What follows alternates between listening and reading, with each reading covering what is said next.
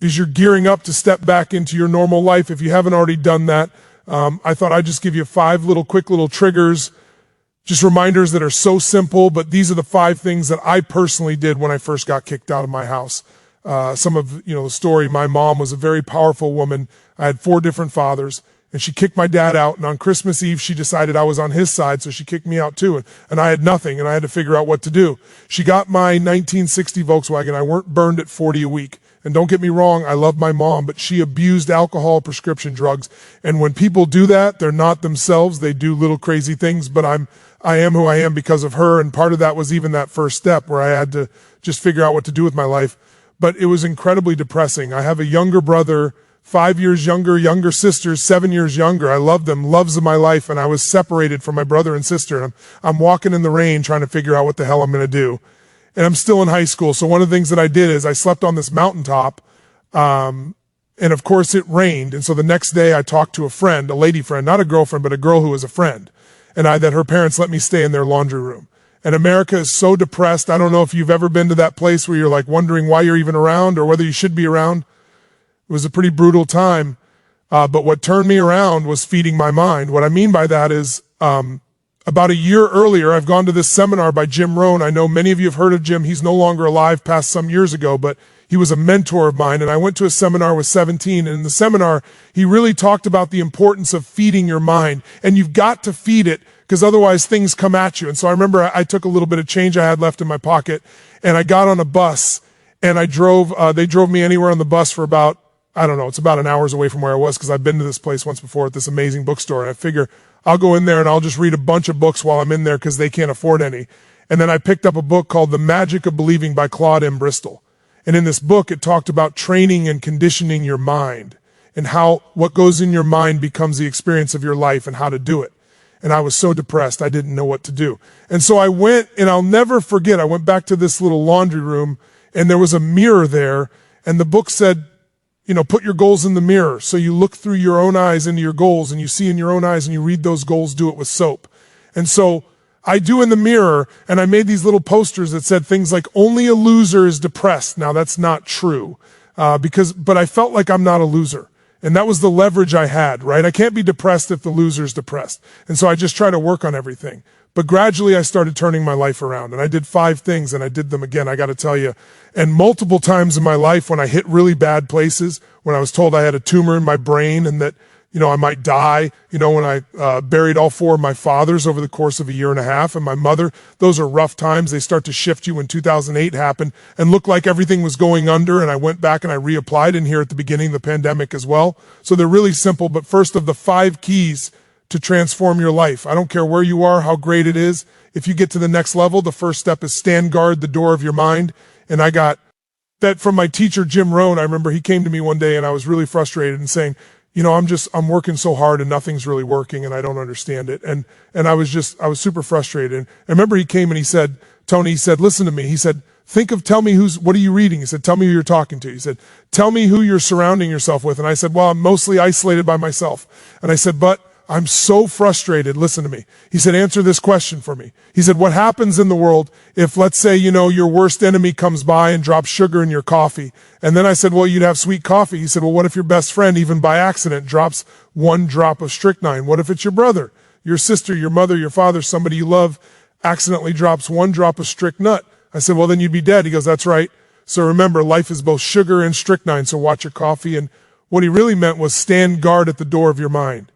Because today, we live in a world where the media, they're not bad people, they're good people, but they're companies, and they got to take care of their shareholders, and the only way they win is by getting your eyeballs. And the only way to get your eyeballs in a world where there's so much information is to startle you. The news is not designed to educate you, inform you. That's why it says water drinking. Water may kill you, film at 11.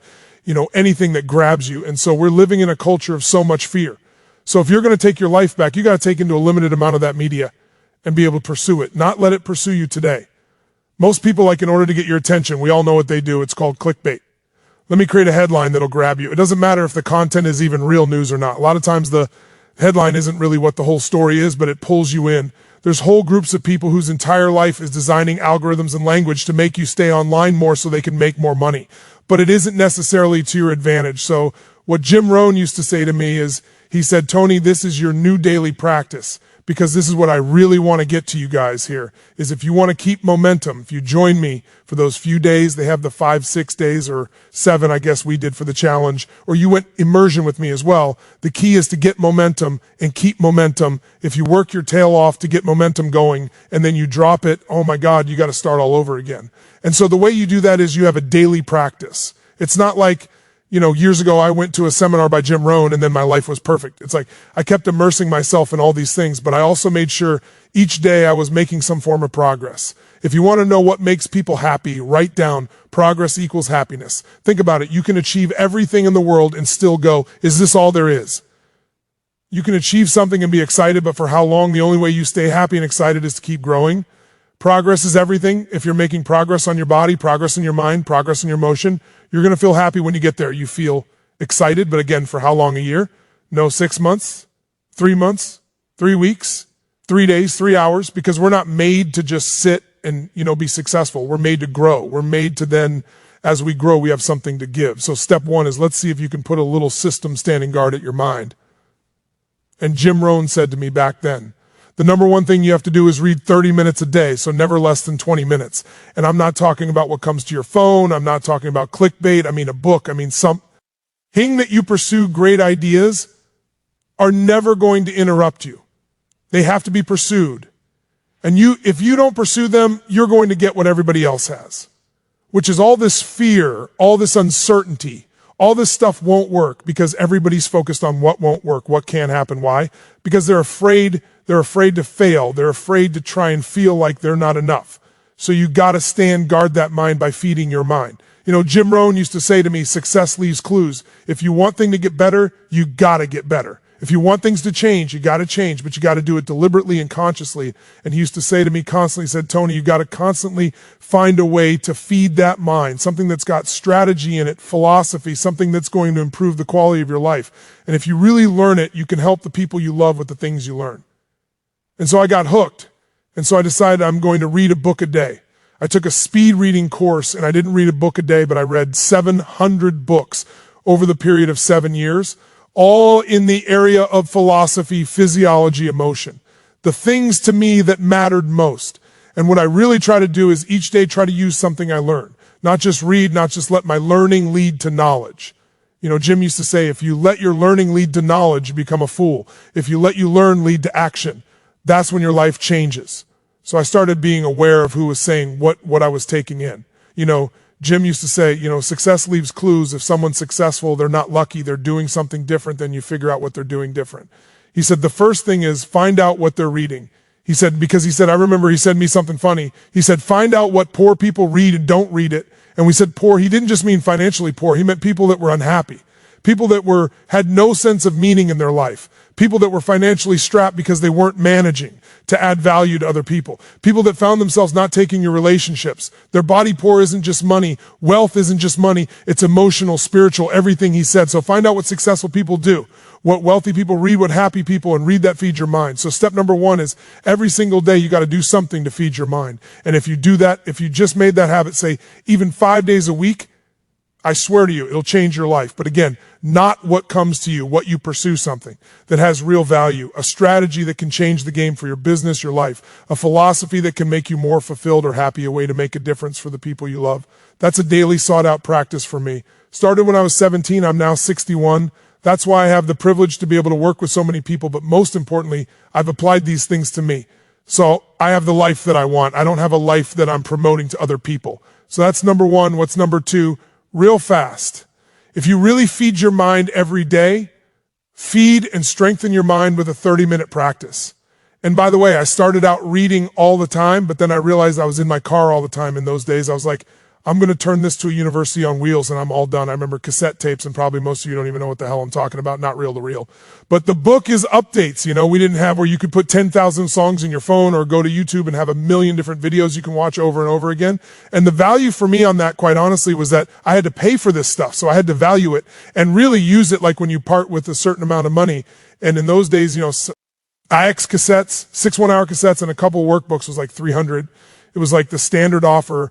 And I remember I went down this place called Night Education Night, like with a sword, and the shield Canaanite. And it was this Jewish beautiful man named Mario that I became friends with. I was a little 17-year-old kid, my little pot belly. I was fat, and I drove all the way downtown LAB about in those days, like an hour and 20-minute drive, and my little old Volkswagen with no reverse park on the hill, so it wouldn't because I could get out.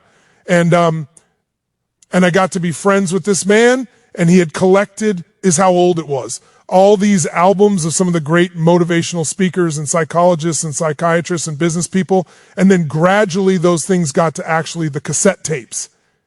And so you had all these things. I'd say, like, what's the most valuable thing? He said, well, what do you want to work on? I said, well, my body and my emotions and my mind and my spirit. He was like, you want everything? And he said, okay, let's start with this one. And I take 300. I was making 40 a week as a janitor. So this is literally the money I'd saved, and I'd absorb it. And I'd be like, I can't afford this. And I'd like, well, I can't afford not to, because unless I get these answers, I'll still not be able to pay my basic bills. I'll still be struggling. So I was one of the smart things, I invested in myself. And so I go down, and because I invested 306 tapes, I remember Jerome said, repetition is the mother of skill. Here's something once and you kind of understand it here again. You kind of feel heard enough. He said, listen to stuff every day until pretty soon the things I was hearing in my head were these new thoughts from brilliant people instead of the old thoughts that were basically whatever I'd been around before. And it changed my life. It started to shift me because I fed my mind. But then number two, you got to everyday feed and strengthen your body, and you got to do something even in the middle of COVID if it's still there, even lockdown. Because if you don't take care of your body, it affects your mind, doesn't it? I mean, think about this. What is it that screws up everybody's life? Fear is the number one thing. It keeps people from doing what's necessary in anger and rage. Well, it can mobilize us if it becomes part of your life on a regular basis. It destroys it. So how do you balance that out? Well, fear, anger, they're both physical, aren't they? Think about, what do you feel like if you're really ever been so afraid that your throat got really dry? You feel this feeling in your gut, right? That's physical. Courage is also physical. Again, courage does not mean you're not afraid. Courage means you're afraid, but you do it anyway, right? It's a way of being in your body. So one of the things that I started doing early on is understanding. And those of you who spent 4 days with me, day and night because we did it and it's in your body, still how to change the way you feel instantly by a radical change in your body. And so I really want to recommend you do something at least 5 days a week. First thing when you wake up in the morning, it doesn't have to be an hour workout, even 30 minutes. It can be something as little as 5 or 10 minutes. There is not a day when I wake up. I've shared with some of you this already. First thing I do, I go outside if I'm lucky enough to be at one of my homes anyway. I have homes in different parts of the world because I've traveled the world and done this. I'm very fortunate, but I have a cold punch. I've installed in every one 56 degrees, and my home in Sun Valley, I don't have a cold punch. I don't need it. I walk through the snow in the winter or in the summer. I walk through the grass and I get in the river, and then literally the river is usually about 39 to 42 degrees to give you an idea. Every cell in your body is moved. The blood rushes through everything, right? And I do it for 2 reasons. There's never a day I look forward to doing it. I don't go, oh, I can't wait to go in there. I do it, number one, because it transforms your body. The blood flow, the lymph flow is unbelievable from a health perspective. You just go in for a minute, pop out. It's like a different world, right? I don't care what it is, or you could take a freezing shower would be the minimum way. You could do this, you couldn't do this. But it's about changing your body so radically. And it's also about developing a simple daily discipline. It's like I don't negotiate with myself. I tell my brain, I don't go, oh, wait, I'm not ready, or let me count to 10, or maybe I'll do it tomorrow. That pattern of thinking is what destroys most people's lives and their dreams. You can settle for a life like most people have, or you can create your dreams. But to do it, you need to be able to push yourself, so you need to train yourself in little ways. Or it could be just going and lifting weights, and you're going to do like 10 minutes of pushing yourself, or a sprint, or a really fast walk, anything. Because when you get your blood pushing, when you push beyond what's comfortable, it develops this determination inside you, this sense of will that you will then use everywhere else. I always say, if you discipline yourself in one area of your life, you're going to be able to do it even more. In other areas, you get momentum. Momentum is everything. So if you train your mind, great, but you got to change your body as well in some way. And I don't care, again, if it's 5 or 10 minutes where you really push yourself for a full-blown workout, it's got to get there. Because when you do that regularly, you're going to find yourself having a better mind. The mind and body can't be separated. They're completely connected. You work on both of them. You're going to have a different world, and you're not going to be shut down. And when other people like, oh, it can't be done, just move, I'll handle it. It's a different way of being, isn't it? Third key, in order to really believe you can turn things around, you need a role model. And so throughout my life, I looked at different ones. The earliest one I looked for, since I grew up poor, we had no money. And, that seemed to be the real issue. My mom left all four of my fathers. But as I look back on it, really wasn't money. They could have had all the money in the world. They still would have fought, but it looked like money. So I thought, wow, if I could make money, my family will never have this pain. So I looked around for role models, and I grew up in a place where there were no financial role models. Everyone was broke. We have money for food. It's why I provide 100 million meals a year through Feeding America for the last 6 years. By the way, we're up to 700 million meals now. I said we'd feed 1 billion in 10 years. We're a year ahead. We're going to hit it. But the bottom line is it comes because I had nothing, and I found it's like who also started with nothing like me and then turned it around and grew, and who comes from humble beginnings. And I saw, Sir John Templeton, some of you may have heard of him, brilliant man, first billionaire investor, started with nothing. And the way he did it is he saved money and he invested during the darkest times. And so I saw Sir John as that. And when I was around, when COVID happened, I started looking around to see what are people in businesses that haven't given up. Even though everything shut down, they found a way to serve their clients. And even though their way wasn't my way, it reminded me and inspired me to say, there is a way. That's how I started building the way that we now deliver for so many people virtually around the world. So find a role model and get a plan. So number one, feed and strengthen your mind every day, 30 minutes a day. To me now, audio is even better because I can do it while I'm running. I can do it while I'm working out. I can do it while I'm cleaning the house. I can do it in my car. So I use audio. That's why I've used it forever. Ear in that area because it just gives you more rhythm, but it's either read or audio, something you pursued every day. Strength and feed your body can make it stronger so that you're psychologically short. Find the role model, get a plan. What's for massive action? Like everybody wants to say, well, I don't know where to start. What do I do first? Well, listen, I got all kinds of tools to help people do that. But the most important thing is do something, you don't do, throw the rock wherever it lands, talk to the next person, right? It's like you need massive action. And then you need to see what's working or not keep changing. And you'll get there. Anyone can get to where they want to go as long as they get in motion. But again, it's about momentum. And that's the main reason I came to join you last.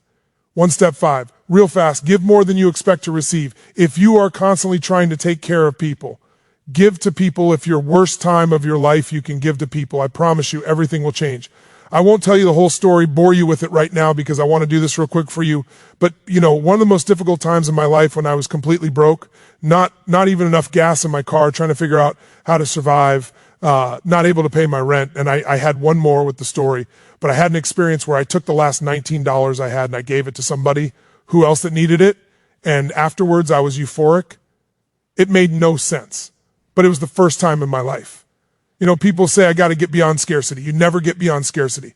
You got to start beyond scarcity. You got to declare, you got to take the last seed you got and plant them.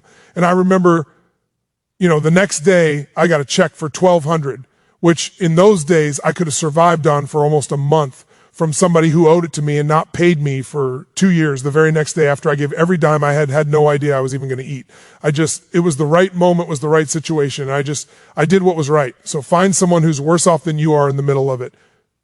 Do something for them. And I promise you'll remember how great your life is and you'll feel fulfilled because it's not about us. You know what I mean? It's like, it's not about me, it's about we.